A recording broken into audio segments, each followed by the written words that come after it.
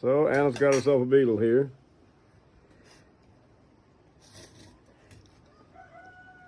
Anna, what are you eating? Your hair's all messed up, you know that?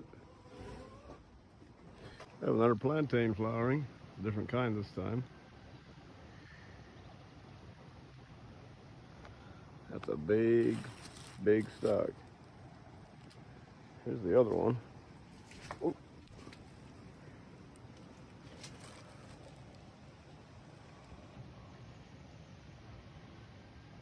Those are the ones at the bottom, look, they don't do anything.